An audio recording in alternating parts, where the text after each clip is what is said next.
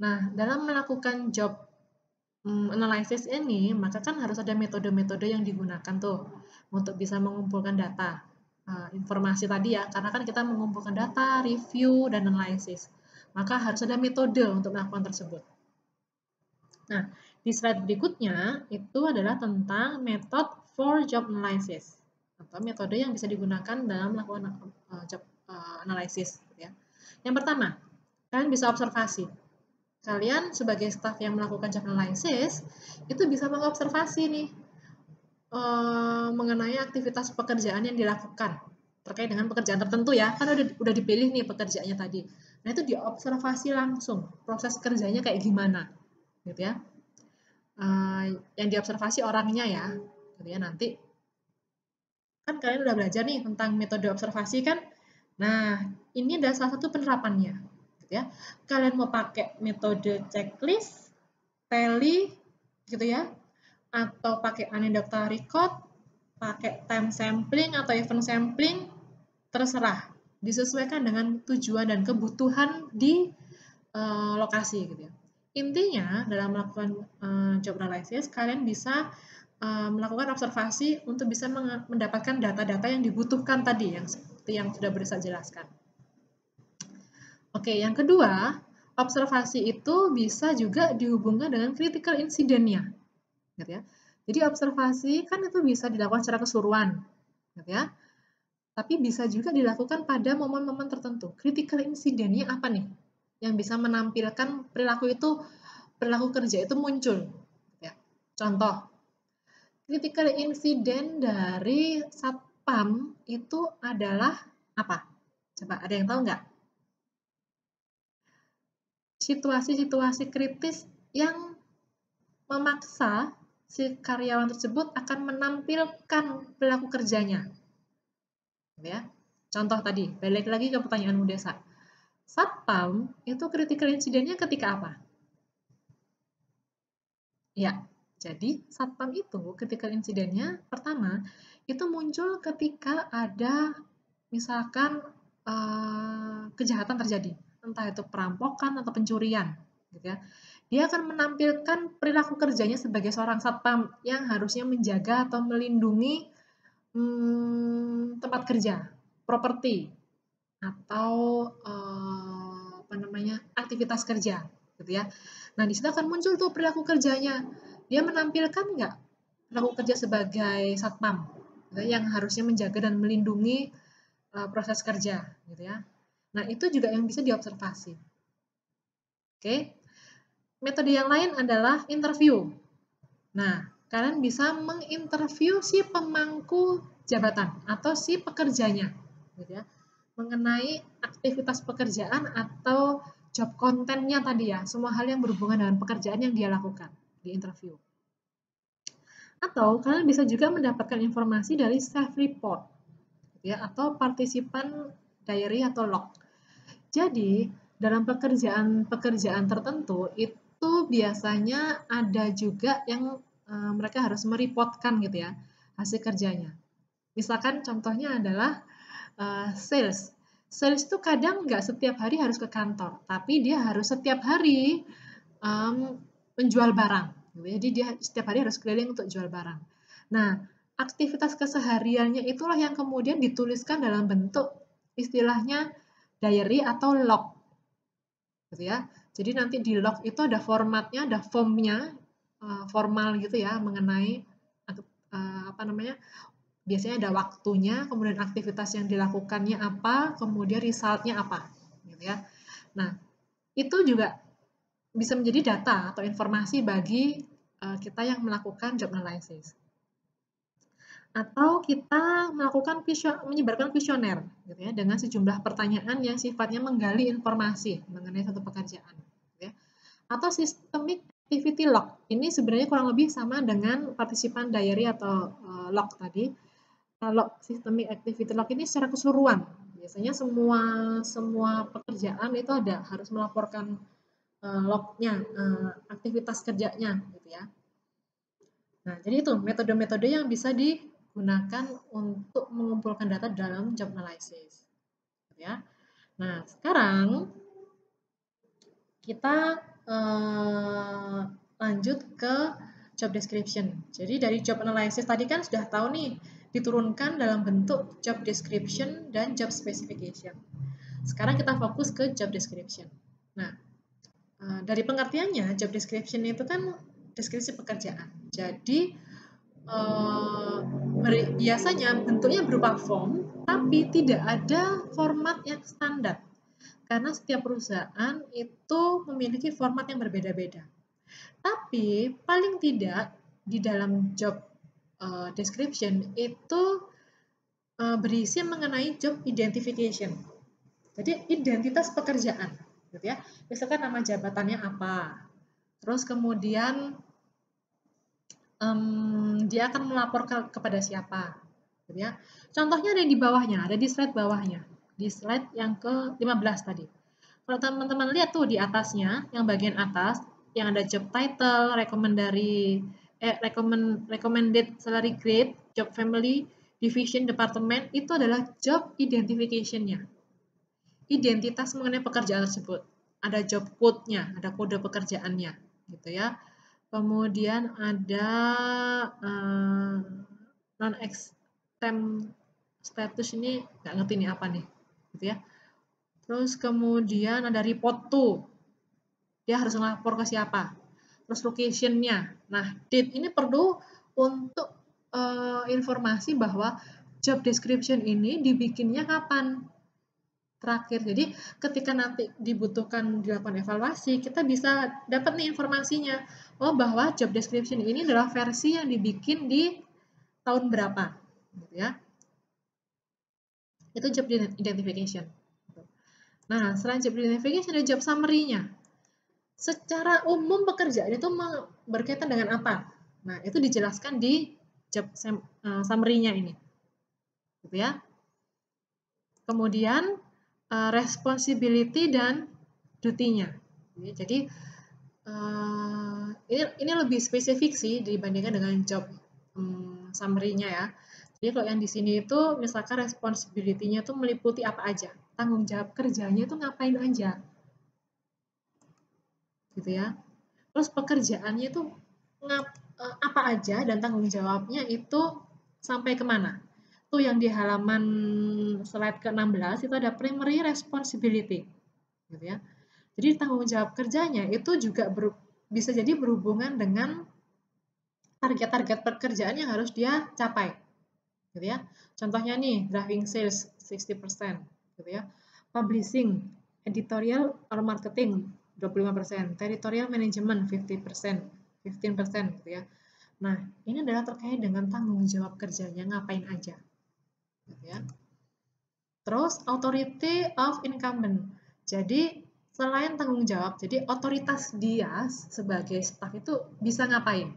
Boleh nggak dia ngambil keputusan, gitu ya, terkait dengan hal tertentu gitu ya. Misalkan kalau ada customer minta diskon, misalkan, boleh nggak aku langsung ngambil keputusan tak kasih diskon aja gitu. Nah itu terkait dengan otoritas, kewenangan dia dalam mengambil keputusan terkait dengan pekerjaannya. Nah, boleh nggak seperti itu? Ada nggak apa namanya di job desk biasanya dijelaskan otoritasnya boleh sampai sejauh mana, gitu ya? Boleh ngasih diskon yang kecil-kecil retail atau boleh ngasih diskon yang sifatnya apa namanya besar, gitu ya? Nah, otoritasnya seperti apa? Nah, selain itu standard of performance sama nih kayak tadi nih, performa standarnya itu apa? Misalkan dia harus mencapai 25% untuk publishing. Kemudian driving sales-nya dia harus yang paling besar nih proporsinya, 60%. Ya, nanti aktivitas detailnya tuh ngapain aja nih dalam driving sales? Itu ada achieve quantitative sales goal for assigned territory of small college and universities. Nah, itu adalah apa namanya? Dalam rangka untuk bisa mendukung pencapaian driving sales-nya tadi. Kemudian working condition. Working condition-nya itu dilakukan di kayak gimana? Misalkan kalau di sini itu working condition-nya ada nggak ya? Coba deh dilihat working condition-nya di apa nih?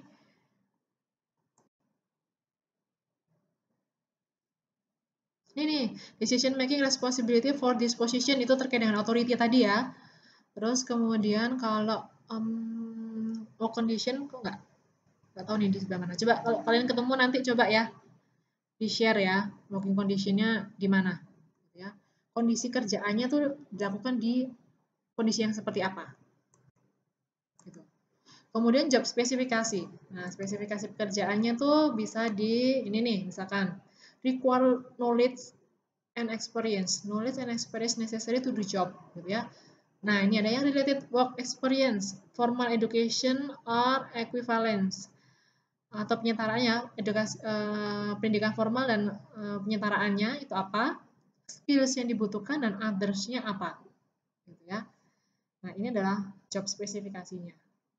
Nah, itu biasanya yang ada di job desk. Kalau teman-teman browsing di internet gitu ya, itu sebenarnya bentuk job desk itu macam-macam. Gitu ya. Karena setiap perusahaan itu punya desain atau gaya yang berbeda-beda dalam mendeskripsikan pekerjaannya. Gitu ya. Pekerjaan-pekerjaan yang ada di dalamnya. Jadi nggak ada format khusus gitu ya. Tapi paling tidak berisi yang tadi sudah saya jelaskan nih tadi ya isinya, mulai dari job identification sampai job specification gitu ya. Kadang ada tuh job spesifikasinya tuh terpisah, nggak dimasukkan dalam job description, sebenarnya ada juga gitu. Nah, kembali lagi tergantung pada perusahaan masing-masing, kebutuhannya seperti apa.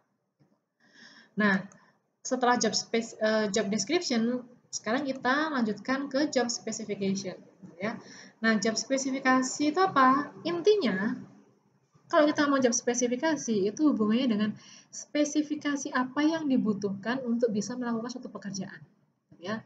Nah, di dalamnya biasanya kalau ini gabung dalam job desk, itu ada task statement gitu ya, yang berisi mengenai summary atau kesimpulan apa yang pekerja itu harus lakukan terhadap satu pekerjaan, caranya kayak gimana, dan kemampuan yang seperti apa dibutuhkan untuk melakukan pekerjaan tersebut. Ada tuh statementnya gitu ya dalam melakukan pekerjaan. Tapi di sini ada nggak ya work statementnya itu? Nah, kayak gini nih. Work statement tuh yang di required knowledge and experience tuh. Yang related work experience. Itu ada statementnya tuh. Ada pernyataannya ya. Prior sales or publishing experience preferred. 1 year of company experience in a customer service or marketing function with broad knowledge of company products and service is desirable gitu ya. Jadi ada statement mengenai kompetensi bukan kompetensi ya, kemampuan apa yang dibutuhkan untuk bisa melakukan suatu pekerjaan apa. Nah, selain itu di setiap tugas-tugas yang dilakukan oleh pekerja atau karyawan dalam job description itu sebenarnya dapat diidentifikasi kebutuhan untuk knowledge-nya apa, skill-nya apa, ability-nya apa, dan other karakteristiknya apa, atau yang disingkat dengan istilah KSAO. Ingat ya teman-teman, KSAO itu adalah knowledge, skill, ability, dan other karakteristik. Istilah ini akan sering banyak muncul di konteks PIO, gitu ya, dalam konteks industri, psikologi industri dan organisasi, maksud saya. Ya. Nah, contohnya adalah misalkan nih, contoh yang di job desk ini ya, yang di driving sales, yang poin ke 1, 2, 3, 4, 5. Yang dia employ telephone selling technique and strategy. Nah, di tugas ini sebenarnya kan kita bisa identifikasi kemampuan apa yang dibutuhkan untuk bisa melakukan selling ini ya. Ini kan teknik sellingnya dengan menggunakan telepon. Jadi dia harus bisa menentukan strategi dan teknik penjualan melalui telepon. Gitu. Nah, untuk bisa melakukan ini sebenarnya kan kita bisa mengidentifikasi kemampuan atau kompetensi apa yang dibutuhkan. Salah satunya itu bisa berhubungan dengan kemampuan komunikasinya. Gitu ya. Berarti dalam hal ini skill yang dibutuhkan adalah bisa jadi terkait dengan communication skills. Ya. Nah, itu contohnya mengenai setiap pekerjaan itu membutuhkan kompetensi apa.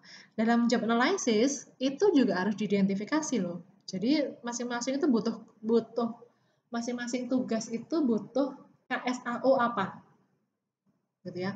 Nggak harus KSAO lengkap ya. Jadi mungkin aja terkait dengan knowledge-nya aja, atau skill-nya aja, atau abilities-nya aja, atau others karakteristiknya aja, gitu ya. Yang dibutuhkan apa, gitu. Nah, kemudian selain terkait dengan KSAO, gitu ya, biasanya kumpulan informasi mengenai bukan kompetensi, kemampuan apa saja, pengetahuan, kemampuan, ability gitu ya, apa saja yang dibutuhkan untuk melakukan suatu pekerjaan, itu dibentuk dalam bentuk profil pekerjaan gitu. Jadi di pekerjaan ini profil orang yang dibutuhkan untuk melakukan itu apa aja, gitu ya. Nah, dalam perkembangannya kemudian itu disebut sebagai kompetensi, gitu ya. Jadi kompetensi itu penjelasannya adalah mengenai perilaku manusia yang bisa diamati dan bisa diukur dalam mendukung dia untuk mencapai kinerja yang diharapkan. Gitu ya. Jadi untuk bisa perilaku manusia itu yang dibutuhkan apa aja untuk bisa melakukan pekerjaan tersebut. Karena setiap perilaku yang kita tampilkan itu kan sebenarnya hasil dari knowledge kita, hasil dari skill kita, kemampuan kita, atau karakteristik kita gitu ya. Nah, dalam kompetensi itu kemudian diprofilkan, dibentuk dalam profil kompetensi gitu ya. Nah, saya nggak akan menjelaskan secara lengkap mengenai kompetensi. Cukup kalian tahu aja bahwa ada yang istilahnya disebut job kompetensi. Kalau saya bahas lengkap itu bisa panjang kali lebar gitu. Karena kalau kita ngomong kompetensi nanti ada kamus kompetensi dan seterusnya gitu ya. Nah, itu akan kita diskusikan secara spesifik nanti kalau teman-teman ngambil bidang minat bio, khususnya di mata kuliah manajemen sumber daya manusia. Ya, itu kita akan belajar, bahkan kita akan belajar bikin bagaimana kompetensi, job kompetensi, atau profil kompetensi. Ya. Oke, itu kompetensi itu sebenarnya bagian juga dari job specification. Ya. Nah, di slide berikutnya, Bu Desa ngulang lagi mengenai apa itu definisinya ya, yaitu behavioral prerequisite of job performance and organizational result indicated by skill attribute, character, quality, ability, capability, and capacity of person-nya, gitu ya. Jadi behavioral apa ya, perilaku-perilaku yang dibutuhkan untuk bisa melakukan suatu pekerjaan dan mencapai hasil yang diharapkan, yang kemudian bisa dilihat berdasarkan pada karakteristik atau atribut-atribut kemampuan yang dimiliki, karakternya, kualitasnya, kualitas orangnya, kemampuannya, capability itu kemampuan juga sebenarnya ya, dan kapasitinya, besarannya atau luasannya kemampuan gitu ya. Nah, kompetensi itu dibagi menjadi dua. Ada hard kompetensi dan soft kompetensi. Jadi ketika kita melakukan suatu pekerjaan, pada prinsipnya itu pada dasarnya itu berhubungan dengan kompetensi hard sama kompetensi yang soft. Kompetensi hard itu adalah skill yang langsung berhubungan dengan technical dalam melakukan pekerjaan tersebut. Ya. Contohnya, misalkan teknisi. Berarti hard skill-nya adalah kemampuan dia dalam mengoperasionalkan atau memaintain mesin gitu. Maka untuk bisa tahu dia punya kompetensi itu atau enggak, bisa dilihat dari dia lulusan apa. Harusnya kalau secara kompetensinya terpenuhi, kalau hard kompetensinya terpenuhi, kalau dia merupakan lulusan teknik mesin misalkan. Jadi secara kompetensi dia memiliki kemampuan langsung untuk bisa menangani, mengoperasionalkan, memaintain suatu mesin. Itu hard kompetensi. Nah, soft kompetensi itu sebenarnya lebih kepada skill-skill yang dibutuhkan untuk bisa mendukung hard kompetensi itu berjalan, gitu ya, dalam rangka mencapai tujuan pekerjaan. Contohnya adalah interpersonal relationship, misalkan interpersonal human, people, or behavioral skill needed to apply technical skill and knowledge in workplace. Ini pengertiannya, gitu ya, definisinya. Tapi sebenarnya contohnya gini deh. Tadi nih contoh, kalau yang dia bagian teknisi ya, teknisi mesin, maka hard kompetensinya itu berhubungan dengan kemampuan atau pengetahuan dia yang berhubungan dengan mesin. Nah, untuk bisa menjalankan mesin tersebut, selain dia harus memiliki kemampuan tadi itu, dia juga harus bisa, salah satu kemampuan yang juga dibutuhkan misalkan adalah kemampuan menjalin relasi dengan orang lain. Contohnya menjalin relasi dari technical mesin adalah, misalkan dia tahu nih, ternyata mesin ini bermasalah, gitu ya. Maka kan dia harus berhubungan dengan bagian purchasing untuk mendiskusikan spare part yang harus dibeli untuk memperbaiki mesin ini.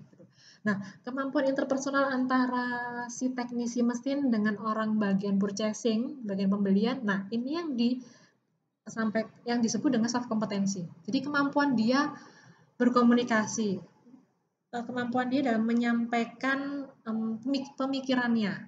Nah, itu adalah soft kompetensinya. Gitu ya. Jelas? Intinya, kalau hard kompetensi adalah kompetensi, skill, kemampuan yang dibutuhkan yang langsung berhubungan dengan pekerjaannya. Sedangkan kalau soft kompetensi itu adalah kemampuan yang bisa mendukung hard kompetensi tadi dalam mendukung juga pencapaian kinerjanya. Gitu. Nah, itu adalah job kompetensi. Contohnya itu ada di slide ke 19, gitu ya. Ini contoh ilustrasi ya, contohnya ada keterangannya itu ilustrasi Human Resource Management kompetensi model atau job profile. Nah, kalau dilihat di bagian atas, role-nya sebagai Human Resource Manager, role-nya itu adalah line function within HR gitu ya. Jadi dia fungsinya adalah menjadi apa ya? Penyambung garis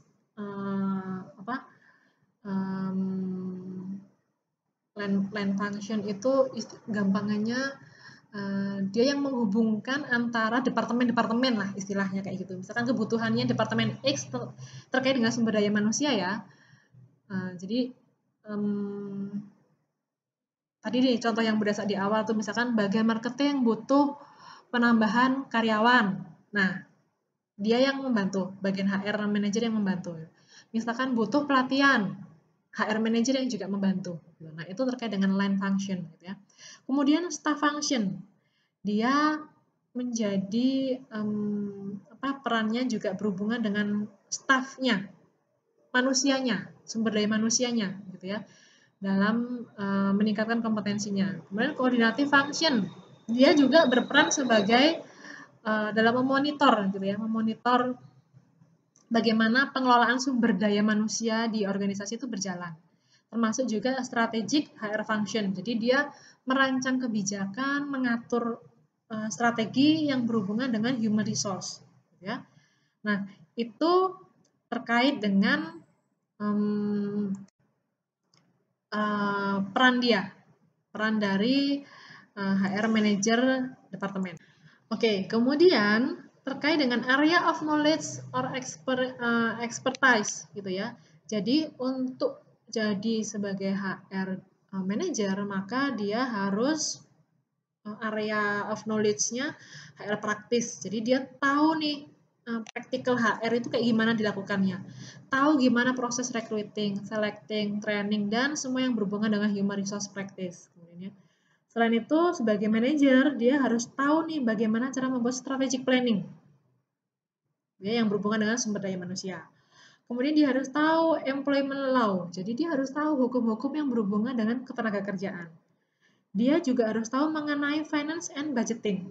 Karena terkait dengan perencanaan sumber daya manusia kan pasti butuh finansial dan budgeting kan ya. Kemudian dia juga memiliki area of knowledge atau keahlian dalam hal general management. Jadi pengelolaan secara umum tuh dia tahu, pengelolaan manajemen secara umum tuh dia tahu. Nah, itu areanya. Nah, untuk bisa melakukan roles dan area of knowledge ini secara optimal dikerjakan, diaplikasikan, maka foundation of competencies-nya itu adalah, kalau dalam hal ini dibagi menjadi 3. Personal competencies, interpersonal competencies, HR or business management. Ya. Nah, kalau yang HR or business management itu berhubungan dengan pekerjaan yang memang dia harus lakukan sebagai HR atau HR manager tadi ya. Jadi ini yang disebut dengan hard kompetensinya. Gitu ya. Nah, kemudian personal competencies itu bisa jadi kalau misalkan behave ethical, kemudian exercise good judgment based on evidence, set and achieve goals, manage tasks effectively, develop personality. Ini sebenarnya bisa berhubungan dengan hard kompetensi atau juga berhubungan dengan soft kompetensi. Tapi interpersonal kompetensi ini memang yang berhubungan dengan soft kompetensi karena hubungannya dengan hal-hal yang mendukung bagaimana hard kompetensi itu bisa dilakukan, gitu ya. Nah, ini yang disebut dengan kompetensi, contoh kompetensi. Kalau teman-teman masih penasaran mengenai kompetensi itu apa, kalian bisa browsing juga di internet, banyak sekali bentuk-bentuk kompetensi yang dibutuhkan terkait dengan jabatan tertentu, gitu ya, baik itu yang soft kompetensi maupun hard kompetensi, ya. Nah, sampai di sini secara keseluruhan sudah jelas ataukah malah bingung, gitu ya? Kalau misalkan masih ada yang bingung dan mau didiskusikan, kita lanjut ya ke forum diskusi yang ada di Bella. Gitu ya teman-teman ya. Jadi sebagai penutup, ini Bu Desa ada sedikit quote di slide terakhir. Prinsipnya adalah bahwa kita itu selalu dihadapkan pada perubahan, gitu ya. Baik itu perubahan dalam pekerjaan, kok dalam hal ini kok Desa kaitkan dengan pekerjaan gitu ya. Selalu akan dihadapkan pada perubahan di setiap pekerjaan. Dari job analysis ini banyak yang akan ada atau terjadi perubahan dalam pekerjaan yang dilakukan oleh si pekerja gitu ya. Mungkin yang juga akan nanti teman-teman alami ketika teman-teman bekerja nanti gitu ya. Tapi yang bisa Bu Desa sampaikan adalah, pesannya adalah di sini, the only persons who is educated is the one who has learned how to learn and change. Gitu ya. Jadi sebenarnya orang yang berpendidikan itu nggak harus orang yang punya pendidikan formal sebenarnya, tapi adalah orang yang mau belajar, gitu ya, tahu gimana harus belajar dan mau berubah dari pelajaran yang dia dapatkan. Oke, jadi itu sekian dari Bu Desa. Semoga membantu kalian memperjelas topiknya. Kalau enggak, yuk kita langsung lanjut ke forum diskusi. Oke.